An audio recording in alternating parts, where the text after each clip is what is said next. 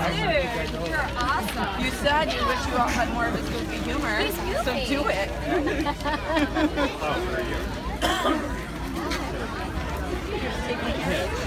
All right. And I think I'll stand up. Gonna stand up here.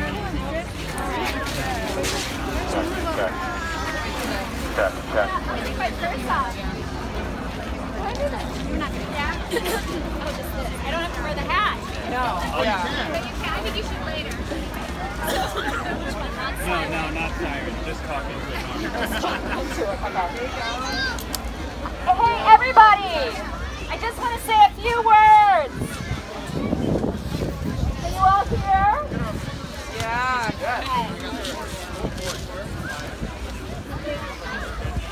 Hi, Peter.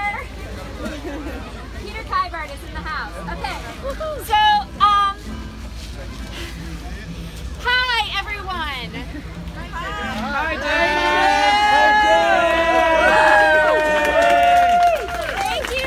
Thank you so much for coming here and for celebrating. Seamus, as you all know, played baseball.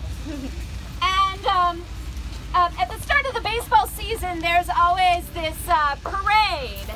And you go to the baseball diamond and you all collect. And there are the politicians come and they have microphones, and you sit there with all the teams, and they say, I'm just gonna say a few words.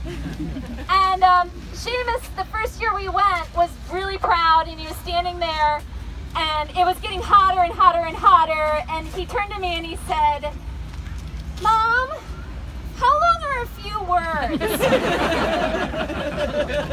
So, in Seamus's honor, I'm just going to say a few words, which will be about 5 minutes. The night that Seamus died, I laid by his side, and I kept hearing a line from Romeo and Juliet. And it's from Juliet's Gallop at Pace speech that she gives. She wants the day to end, and she wants the night to come so that she can be with her Romeo. And so she woos the night in many different ways. And at one point she says, and when he shall die, take him and cut him out in little stars, and he will make the face of heaven so fine that all the world will be in love with night and pay no worship to the garish sun. Earlier that day, my friend Allison had given me some comforting words. She said that Seamus would continue to live on in all of us. We would carry him throughout our lives. And those who knew him would continue to think of him. And he would guide us, and he would inspire us, and he would continue to make us laugh. In Seamus's 9 years, he met a lot of people. He had a lot of best friends. And he introduced me to people that I never would have met before. He was a connector. To some, he was a little brother who tagged along and was a little too loud. To others, he was Chiquito Blanquito, who got the rally going in the last inning. He was a PS 84 playground rat, a Southsider. He was a maroon, he was a bandit, and he was lightning on a soccer field.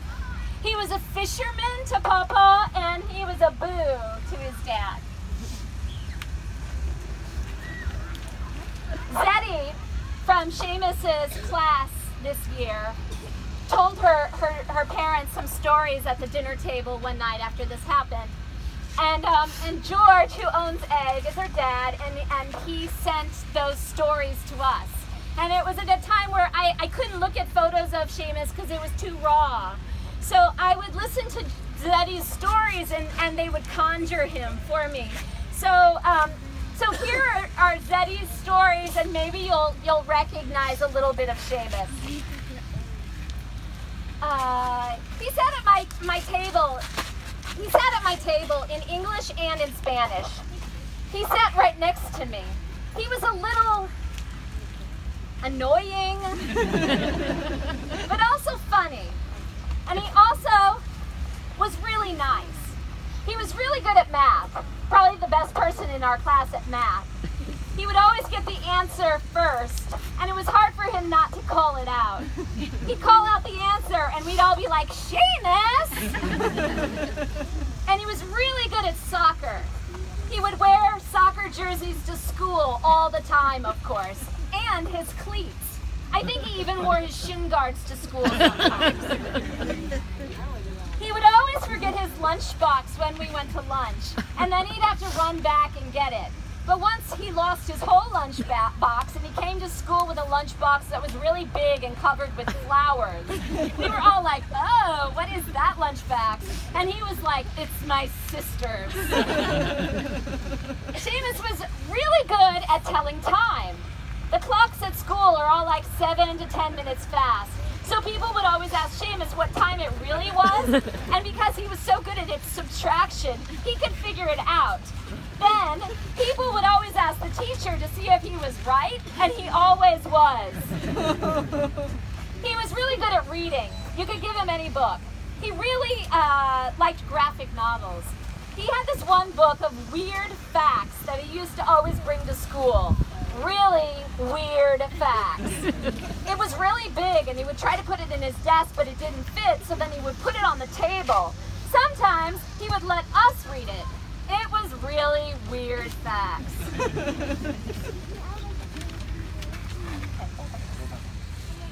He had a job of snack monitor. He loved snacks, and he was always the first person to get it, and he always yelled out what it was. One time it was oranges. The oranges at school are hard as rocks, and nobody could peel them, so he showed us how. We'd bite them, and then he'd peel them, and we'd suck out the juice. He would always chew on the collars of his shirts. One day, or actually a lot of days, he came to school with his shirt on backwards, or inside out. And whenever anyone told him, he would just stand up and fix it without even taking it off. But one time, he came in wearing those shorts that have a lot of pockets, and then he went into the bathroom, and when he came back, he yelled, "Hey, how come nobody told me my shorts were on backwards?"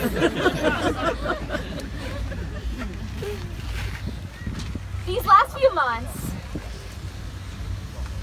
I have been blown away by all the love that is coming at us, by every person that we have ever known. I call it the love tsunami. And there are ripples from it that have touched the friends of my friends. There are people praying for us that I've never met. If I could share a little bit of wisdom with all of you, it's about love. And it's about connections. You may think that you can't call that roommate you had 30 years ago who became really famous, but you can, and they really want you to call them. Also, we live in an amazing community. We are so strong because of all of us. And it is an amazing place to raise kids. Seamus has died. He has connected us, though. And I urge you to take him with you on your adventures.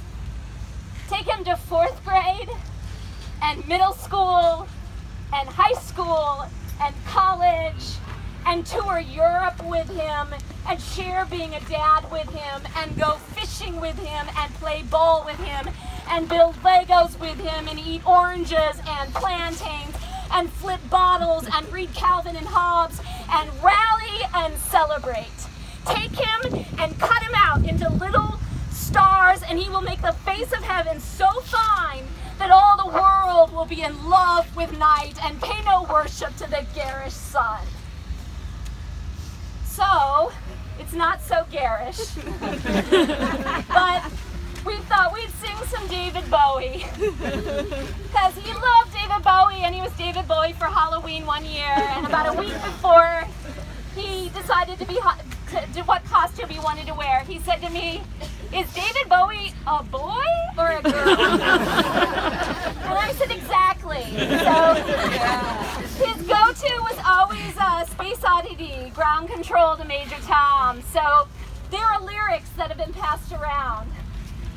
Hopefully you have some, or if not, you know it, or you can get to someone who has it. But we're going to sing it. Thanks.